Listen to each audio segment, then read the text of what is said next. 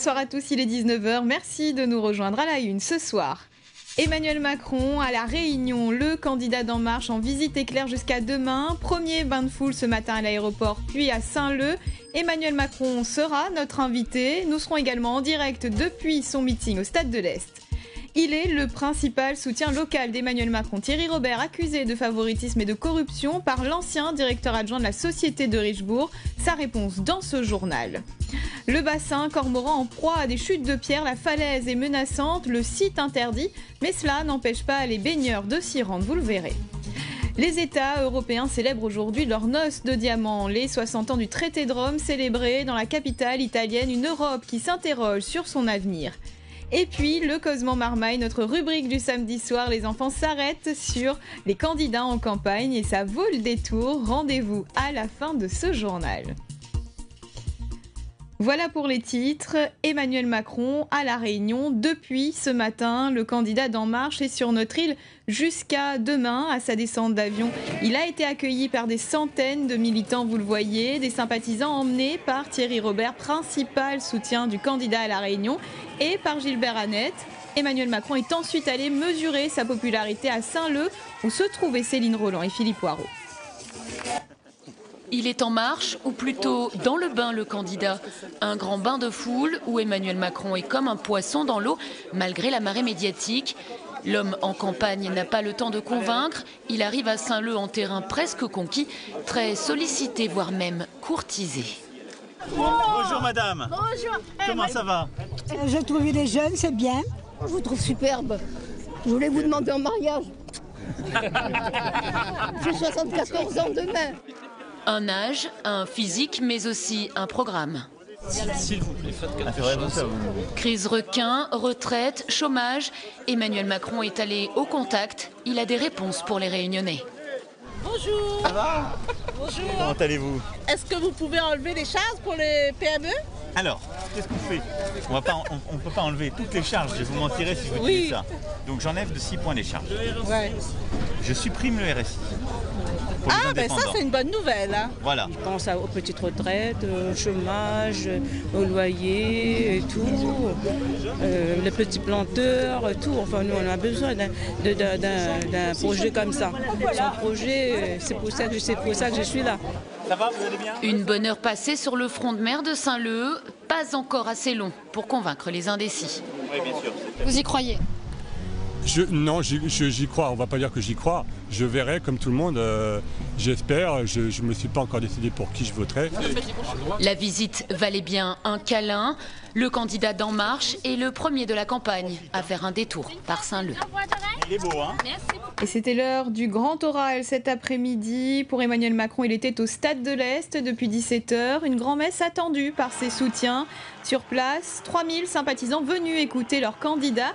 Alors qu'ont-ils retenu de son discours? Pourquoi choisiront-ils Emmanuel Macron le 23 avril prochain? Ils répondent au micro de Marie-Ange Frassati. Je suis là parce que dans un premier temps, c'est un jeune qui a des ambitions pour la France. Et nous, par rapport aux jeunes, vu le taux de chômage aujourd'hui, je pense que c'est parmi les raisons que je suis là pour insister dans ce meeting. Il faut en finir avec le clivage gauche-droite. Je trouve que Emmanuel Macron est européen, moderne. Et je pense que les solutions qu'il va apporter sont de bonnes solutions. D'autant plus qu'il veut faire entrer la société civile dans l'Assemblée. Il veut promouvoir les femmes. Et je pense que ce sont de très bonnes idées. Aujourd'hui, avec Emmanuel Macron, que l'il voit, il va aider les entreprises avec un prime de 15 000 € pour un CDI. Mais je pense que le Réunionnais, s'il veut travailler avec Macron, nous va faire avancer les choses. Emmanuel Macron a été ministre de l'économie, il comprend très bien les enjeux et c'est un renouveau pour le monde politique. Et on a vu que l'alternance n'a pas marché ces dernières années, donc c'est un nouveau homme fort et on y croit. Sa proposition sur le bac est vraiment intéressante, ça nous permettrait d'avoir un examen de 4 matières mais pas d'être stressé tout au long d'une semaine vraiment. Avec le contrôle continu, je trouve que c'est plus représentatif de tout ce qu'on a pu produire pendant l'année. Et place à l'actualité en direct à présent avec vous Aurélie Constant. Aurélie, bonsoir, vous êtes au Stade de l'Est où le candidat Emmanuel Macron vient tout juste de terminer son discours après plus d'une heure, c'est ça ? Tout à fait, bonsoir Christelle, bonsoir à tous. Alors effectivement, le meeting vient tout juste de s'achever après près d'une heure. Et je ne sais pas si vous le voyez derrière moi, mais il est en train de prendre un bain de foule. Donc une heure de meeting qui a été une sorte de meeting participatif, puisqu'à plusieurs reprises, il a invité les Réunionnais qui le souhaitaient à monter sur scène et à lui poser directement la question qui les intéressait, sur le sujet qui les intéressait. Il a répondu directement et très ouvertement.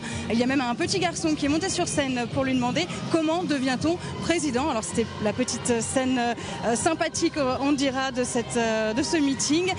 Beaucoup de personnes, le Stade de l'Est n'était pas plein, mais il y avait quand même beaucoup de personnes, beaucoup de curieux, certains convaincus, d'autres attendent encore, un peu indécis, mais curieux, intéressés par ce personnage, par ce candidat. Et ce qui les intéressait principalement, c'est la jeunesse de ce candidat. Alors les Réunionnais ont-ils été convaincus par le discours, le meeting d'Emmanuel Macron, par son programme? Eh bien, on le saura dans les urnes dans quelques semaines. Et le candidat d'En Marche est sur notre plateau ce soir. Emmanuel Macron, bonsoir. Bonsoir. Emmanuel Aguet nous a rejoint également. Emmanuel, bonsoir. Bonsoir, bonsoir Monsieur Macron. Bonsoir. Monsieur Macron, vous découvrez La Réunion depuis ce matin. La Réunion et ses habitants, quelle est votre première impression? D'abord, un accueil formidable et beaucoup d'attentes, évidemment, qui va avec cet accueil. Moi, je suis frappé de voir d'abord l'entrain, le souhait justement qu'on s'occupe des problématiques qui sont très spécifiques à La Réunion, et je le mesure. Ensuite, j'ai été sensibilisé, évidemment, pour préparer ce voyage, mais tout au long déjà de cette matinée et de cet après-midi, sur les grands sujets. L'illettrisme, les problèmes d'éducation, le chômage, en particulier le chômage des jeunes, qui atteint des niveaux absolument énormes.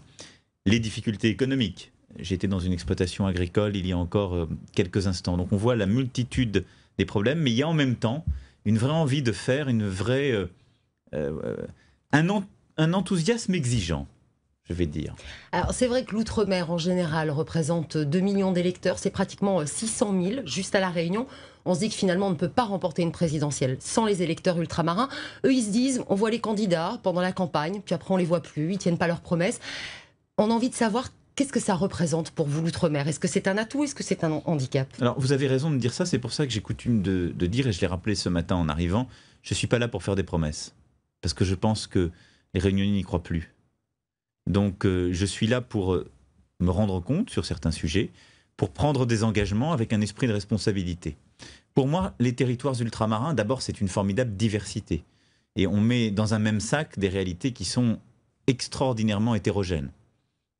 Les défis de La Réunion ont assez peu de choses à voir avec ceux de la Guyane, des Antilles, je ne parle pas du Pacifique. Ensuite, c'est pour moi une vraie opportunité qu'il faut savoir révéler. C'est-à-dire ce sont des territoires qui sont pris dans la République, qui leur apportent le meilleur, mais qui aussi, en quelque sorte, ne prend pas en compte leur diversité. C'est tout le problème de la République une et indivisible. La République, elle est indivisible, mais elle doit mieux comprendre la diversité que porte la France ultramarine. Une diversité historique et linguistique qui est très forte, qu'il faut reconnaître, faire vivre, oui. En particulier d'ailleurs ici, où tant de langues se mélangent, tant de cultes aussi. Ensuite, une vraie diversité géographique, parce que nos territoires ultramarins, et en particulier la Réunion, ils sont enserrés dans des espaces régionaux extraordinairement différents. Ce qui est une source d'opportunité, parce que, je prends votre exemple, la Réunion, elle est au milieu d'une région qui a un dynamisme, une croissance, une capacité commerciale de diversification formidable. Donc plutôt un atout pour la France. Et enfin, un vrai atout en termes de biodiversité et en termes maritimes. On l'oublie souvent, la France, c'est la 2e puissance maritime au monde. Grâce à ses outre-mer. Grâce à l'outre-mer. La France est une puissance de la biodiversité. Je l'ai écrit dans mon livre Évolution. J'ai parlé d'ailleurs de la Réunion pour cela.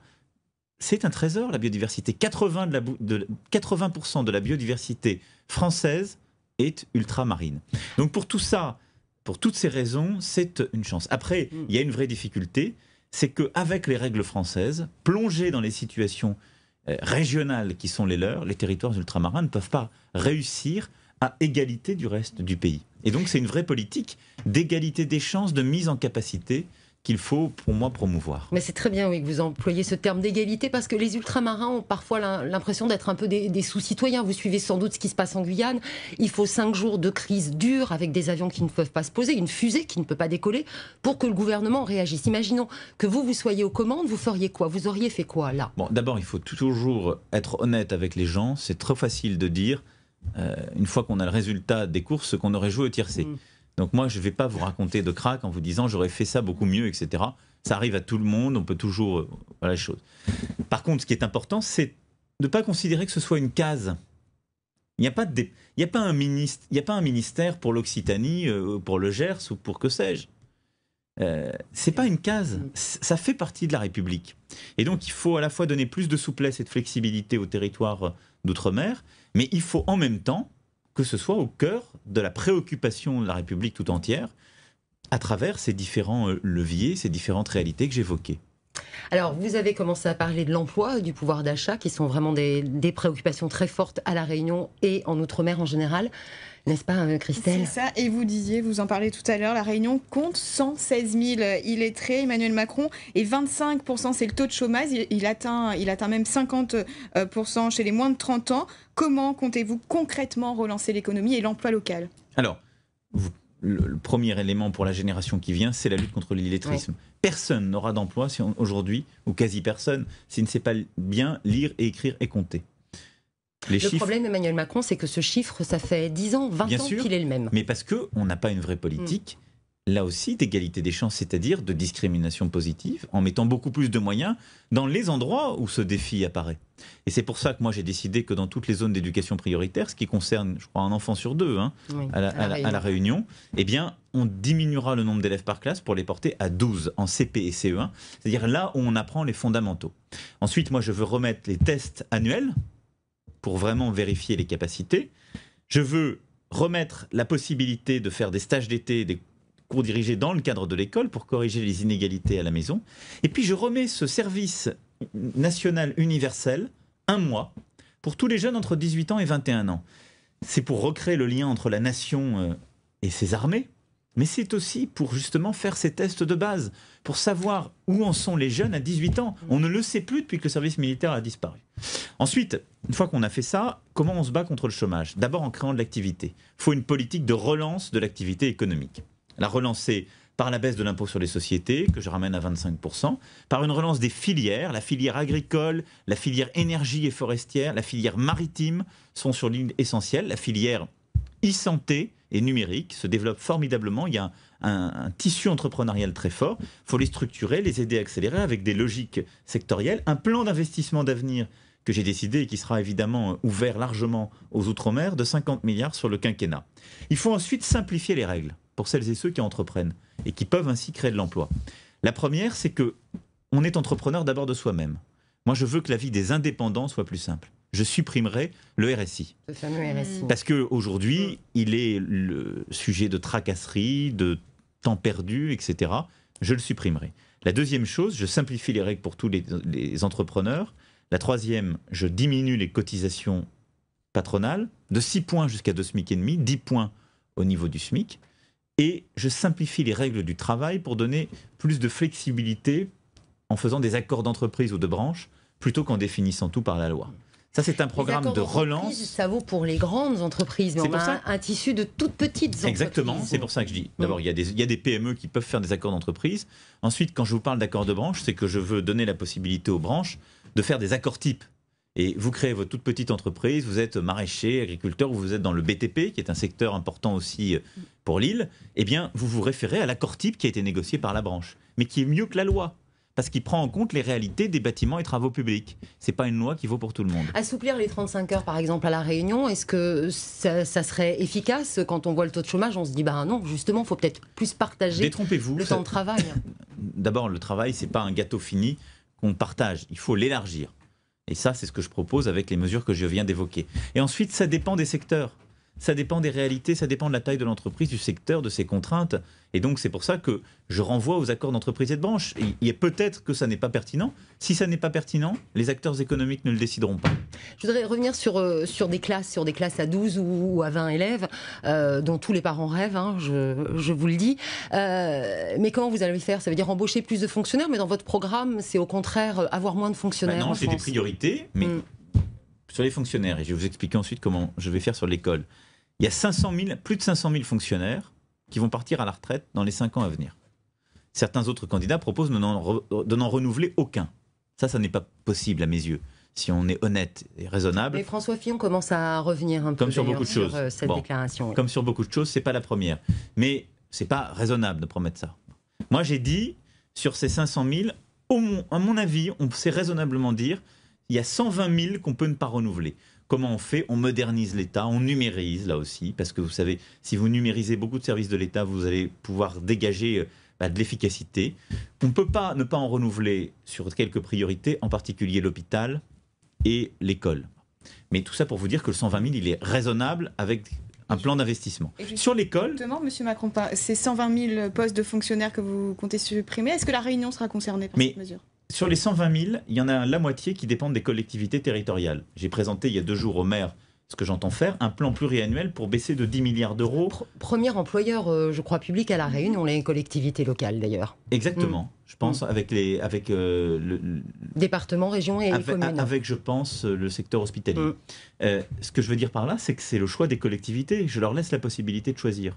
Elles devront faire des économies comme l'ensemble de l'État et de la République si on veut que notre dette diminue, et ça c'est la responsabilité collective, mais elles ont la liberté. Mais personne ne peut raisonnablement vous dire, aucun candidat à la présidentielle ne peut vous dire, il n'y aura aucune baisse dans les collectivités locales, il n'y aura pas de suppression d'emplois. C'est des non-renouvellements de gens qui partent à la retraite. Pourquoi? Parce que ça sera le choix des collectivités territoriales, et la Constitution protège cette liberté. Moi je peux vous dire par exemple que l'hôpital ne sera pas touché. Par contre, les ministères seront touchés, parce que je souhaite ne pas renouveler des emplois là où c'est possible, sans dégrader le service, au contraire en l'améliorant. Pour l'école, le plan que je propose consiste à créer l'équivalent de 12 000 postes. Bon. Moi, je veux, pour une large partie, que ce soit en redéploiement. C'est-à-dire dans les postes qui ont été créés, il y a encore beaucoup trop de monde qui est dans les rectorats, qui est dans les services techniques de l'éducation nationale, qui a la compétence pour éduquer. Je souhaite qu'ils reviennent devant les élèves. Et je ne l'exclus pas de créer quelques milliers de postes d'enseignants durant le quinquennat, si c'était nécessaire. Mais il y aura bien 12 000 créations de classes supplémentaires CP-CE1 liées à l'engagement que je vous ai donné. Alors, comme on arrive presque au bout de cette interview, on va peut-être parler de politique plus politicienne, plus classique. On va essayer. C'est tellement mieux de parler de la vie des gens. On est d'accord, mais il y a aussi, ça les concerne. Les Réunionnais, vous êtes soutenus ici donc par Thierry Robert, patron du LPA, mais aussi par Gilbert Athènes, un des leaders du PS local. Alors, comment satisfaire les uns et les autres dans un seul et même programme, M. Macron? Demandez-leur, parce que moi je n'ai pas fait un programme en les consultant pour savoir quelle case il fallait cocher. Nous avons depuis presque 1 an travaillé sur ce programme avec nos concitoyens, il a été construit ainsi, et moi je me réjouis que ce qui est en train de se passer, c'est ce que j'annonçais. C'est une recomposition de la vie politique où des femmes et des hommes venant de la gauche, du centre et de la droite se retrouvent autour d'un même projet. Donc il n'y a pas de concessions qui leur ont été faites. Ils se retrouvent plus pour ceux qui viennent de la gauche dans mon projet que dans celui du candidat socialiste, ou pour d'autres qui viennent de la droite dans mon projet que dans celui de François Fillon. Mais parce que le vrai clivage est entre les progressistes et les conservateurs. C'est ça la réalité. Et donc il y a des progressistes de gauche et des progressistes de droite. Mais il y avait, vous savez, une ligne Maginot. C'est comme ça qu'on a perdu la Deuxième Guerre mondiale. On avait une ligne Maginot dans la vie politique française, il y avait un muret au milieu, les gens de gauche et de droite ne se parlaient pas, ou en tout cas ne travaillaient pas ensemble. Alors même qu'à 90%, ils étaient très proches. Alors qu'il y avait des vraies divisions au sein des partis sur le rapport à l'initiative économique, à l'école, à la justice, à la laïcité, à l'Europe et au rapport au monde. Ben voilà, on est en train de simplifier les choses. Et ce à quoi j'œuvre depuis des mois, et ce que je veux porter justement pour le pays, c'est un projet de réconciliation de l'ensemble des progressistes, qu'ils viennent de la gauche, du centre, de la droite et de la société civile. On va peut-être terminer sur une note un peu drôle. Vous nous direz ce que vous en pensez. On vous a vu danser le zouk en Guadeloupe. Peut-être que vous danserez le Sega à La Réunion. On m'a fait un beau Sega à La Réunion. C'est ça, avant votre départ, un Sega qui a été créé tout spécialement pour vous. Je vous propose d'en écouter un extrait. toute la Réunion. Allons voter Emmanuel Macron pour mettre la France en l'air. Les connaît comment faut faire, mettre nos peuples dans la lumière. L'INAP, la projet sincère pour mettre à nous en l'air. Vote pour Macron, vote pour Macron. Notre pays a besoin d'un bon président. Vote pour Macron, vote pour Macron. L'outre-mer, il mérite un bon dirigeant. Ça vous plaît visiblement? Ça me plaît beaucoup. Ça me plaît beaucoup parce que voilà, c'est la France dans sa diversité qu'on évoquait. Et ça, c'est formidable. Et c'est la richesse de notre pays. On est fou de ne pas voir ça. Il y a cet enthousiasme, la langue, ce qu'elle apporte, etc. C'est ça qui est extraordinaire. Merci beaucoup. Donc, nous arrivons au terme de cet entretien. Merci Emmanuel Macron d'avoir répondu à nos questions. On le rappelle, vous êtes à La Réunion jusqu'à demain. Merci beaucoup. Merci à vous. Un entretien enregistré cet après-midi dans les conditions du direct. La campagne présidentielle mouvementée après avoir accusé François Hollande d'avoir orchestré les fuites de ses affaires dans la presse. François Fillon accueilli de nouveau par un concert de casseroles au Pays Basque cette fois. Reportage. François Fillon était déjà habitué au bruit des casseroles. Ce matin au Pays Basque, il a en plus dû se réfugier sous un parapluie pour éviter les jets d'eau. Ces militants sont venus défendre la cause des prisonniers politiques basques, mais pas seulement. Nous, quand on fait quelque chose, on est de suite en prison pour 3 fois rien. On ne peut plus rien dire, on est arrêté. Et lui, il magouille à grande échelle. Dans quel monde ils sont, ces gens-là? Ils sont pas dans la réalité. Le candidat LR reste imperturbable et réplique quelques minutes plus tard. Ces manifestations, c'est une insulte à la démocratie. C'est une insulte aux millions de Français qui me soutiennent. Et plus ils manifesteront, plus les Français me soutiendront. Voilà. François Fillon fait le dos rond. Et sur son compte Twitter, il préfère poster ses messages de soutien. Et cette vidéo prise ce matin sur le marché de Biarritz. Une visite dans le calme. Et pour cause, personne n'avait été prévenu. Vous avez le sourire, c'est bien. Hier soir, devant plus de 2000 militants acquis à sa cause, le leader des Républicains a réitéré ses attaques contre l'Élysée pour dénoncer le complot dont il se dit victime. La seule façon de sauver la gauche, c'est de tuer Fillon. On veut faire tomber ma tête, mais comme on dit ici, celui qui n'a pas de tête n'a pas besoin de béret. Or, moi, j'ai une tête et j'ai un béret à la maison. Un discours qui fait mouche auprès de ses supporters. Il a du caractère. Voilà. Il faut du caractère. Il y a une partie qui se sont interrogés face aux révélations dans tous les sens, mais maintenant ils sont en train de comprendre qu'il y avait une partie de coup monté là-dedans. Donc autour de moi, c'est en train de revenir clairement, ouais. Mais dans les sondages, François Fillon est tombé à 17%. La semaine prochaine, il enchaînera 4 meetings dans toute la France pour tenter à nouveau de récupérer l'opinion publique. Et retour chez nous à Saint-Leu, où Emmanuel Macron était en visite ce matin. Thierry Robert, cible d'une affaire de corruption révélée par nos confrères du Journal de Lille. Il aurait favorisé la société de Richebourg, océan Indien, dans le cadre d'un marché de l'eau en échange d'argent. Plus de précisions avec Marie-Ange Frassati. Pour financer sa campagne aux dernières régionales, Thierry Robert aurait demandé et perçu 20 000 € en liquide à la société de Richebourg, Aqua Océan Indien. En échange, il aurait favorisé cette société pour l'obtention d'un contrat portant sur l'affermage d'eau potable et l'assainissement des eaux usées à Saint-Leu. Un marché d'un montant global de 30 millions d'euros sur 10 ans.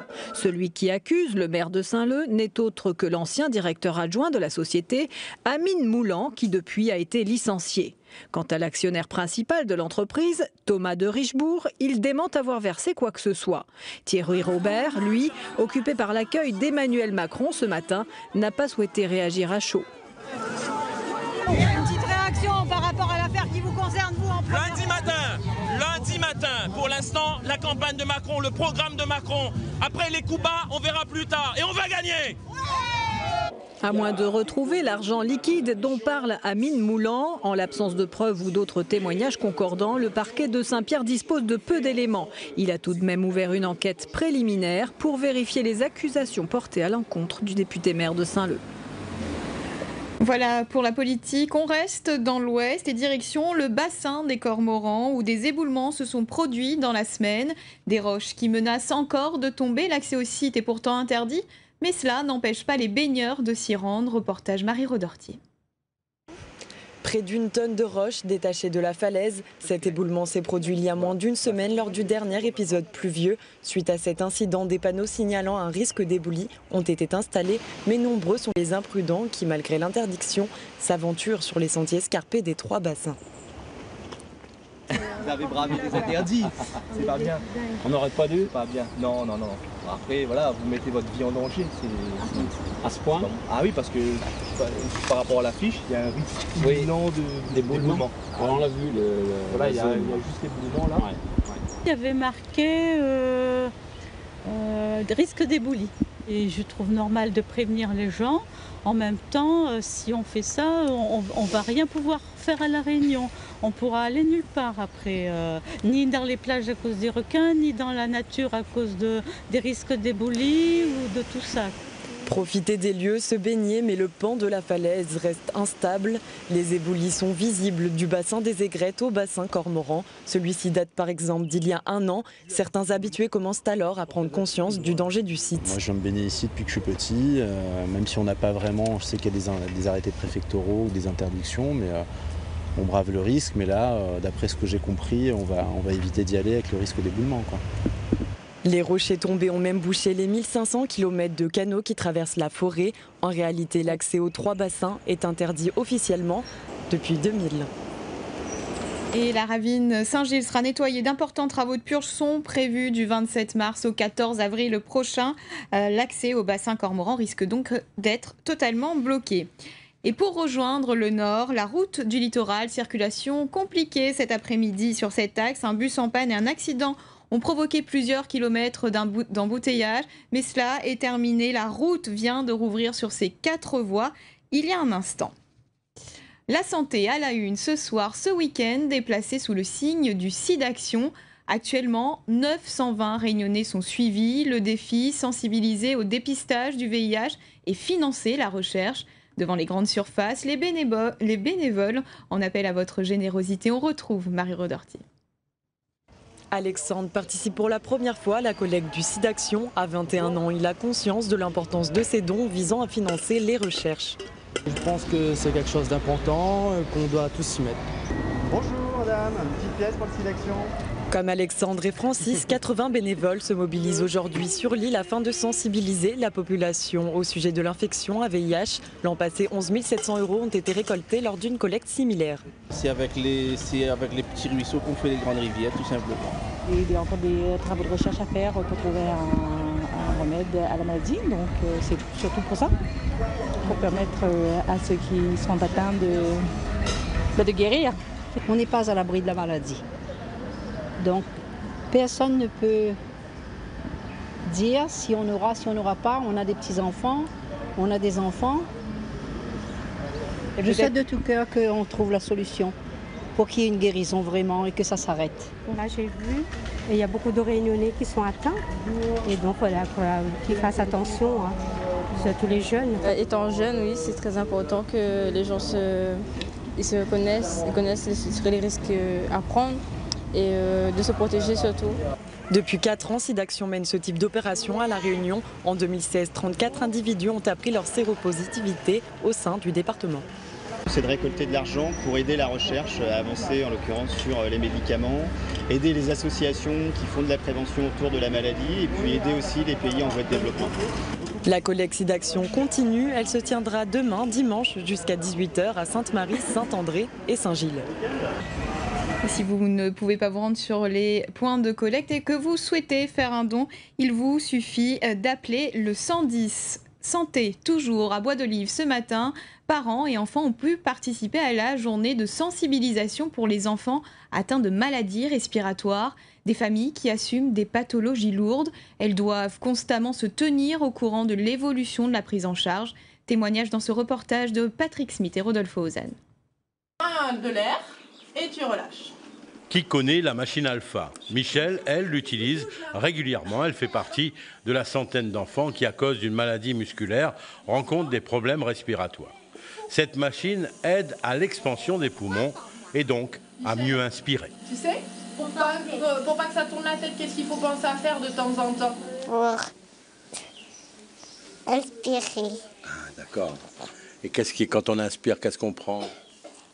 De l'air. Et pourquoi l'air, c'est important? Sinon, on va dans le ciel.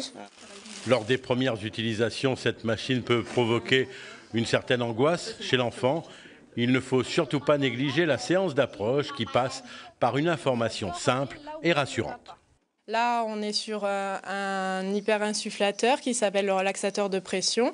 Et c'est une aide pour faire des exercices kinés, en fait, pour entretenir des volumes suffisants que les enfants ne sont pas capables de prendre eux-mêmes par des déficits de muscles, les muscles respiratoires.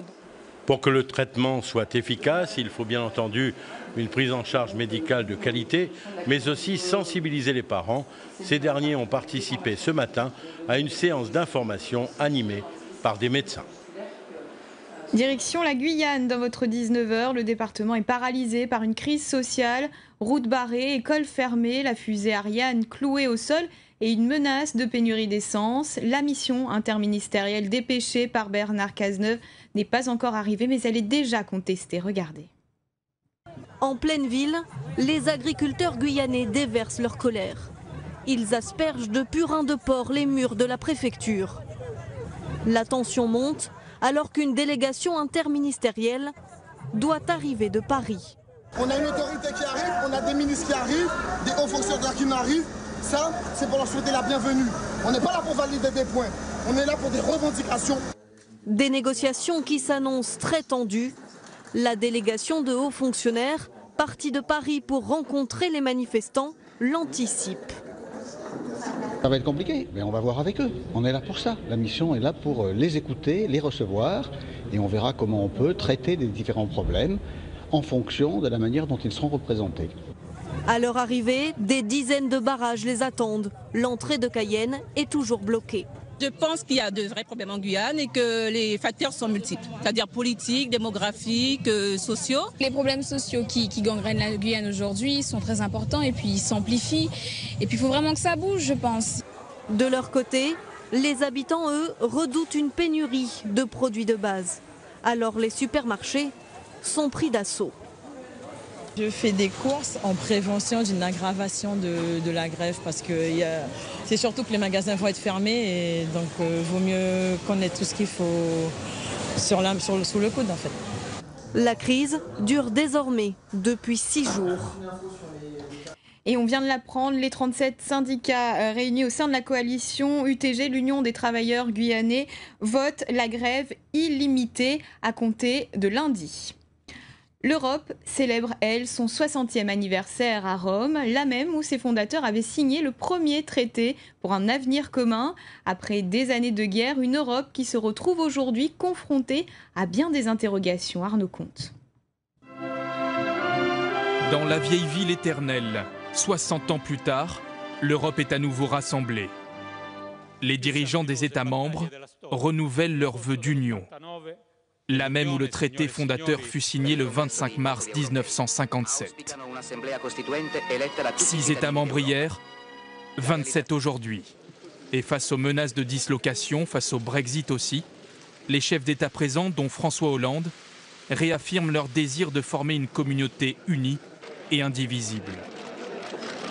Voilà la réponse qui devait être apportée. Nous serons plus forts ensemble pour faire face au terrorisme, pour conjurer les conflits qui sont à nos portes, pour porter un message d'ouverture au monde. Des noces de diamants dont la célébration a débuté dès hier avec le pape François.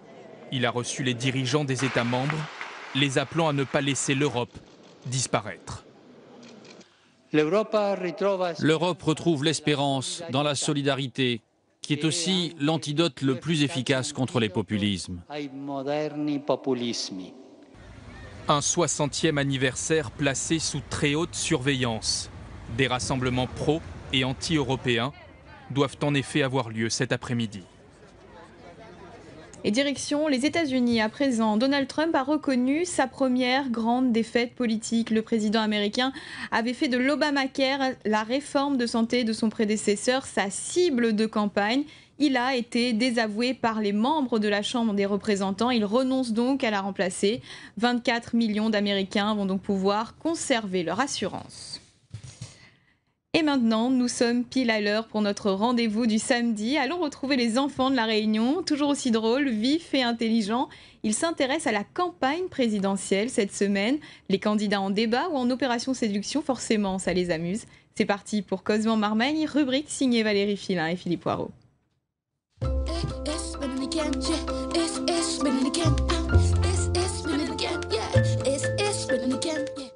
Est-ce que tu sais qui voudrait devenir président? Papa.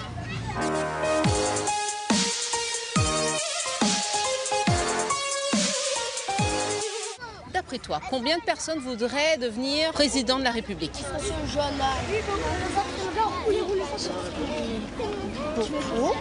On a vu 5, 8.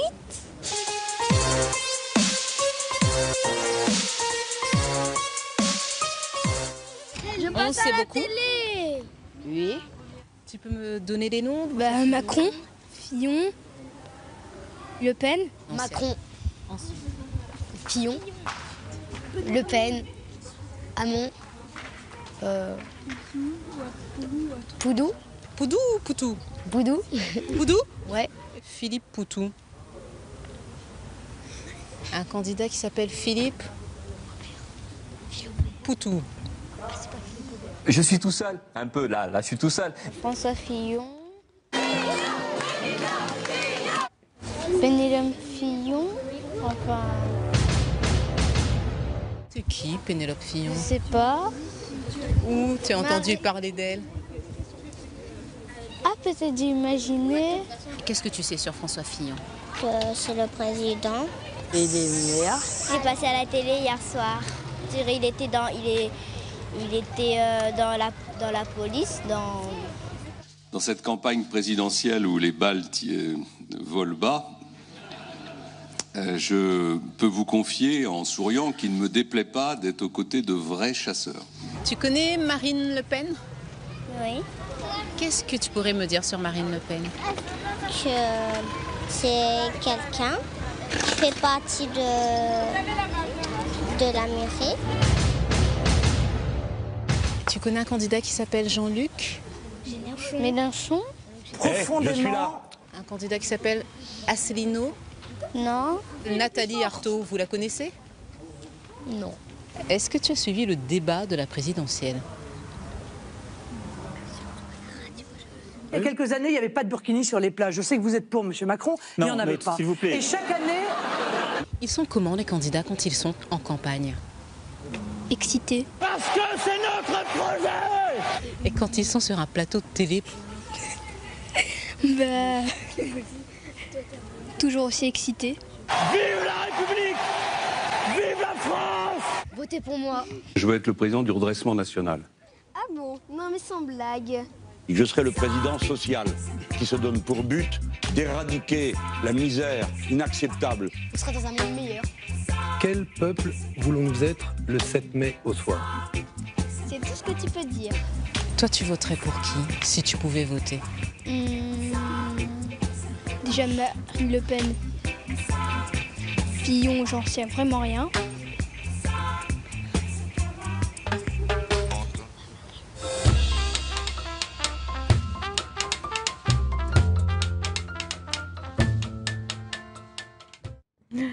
Et on conclut avec cette information. Les Français dormiront 1 heure de moins ce soir. Les Français de l'Hexagone, les Réunionnais, pourront, eux, regarder leurs émissions en direct de l'Hexagone 1 heure plus tôt. Le passage à l'heure d'été se fera dans la nuit. Plus que 2 heures de décalage jusqu'à la fin octobre.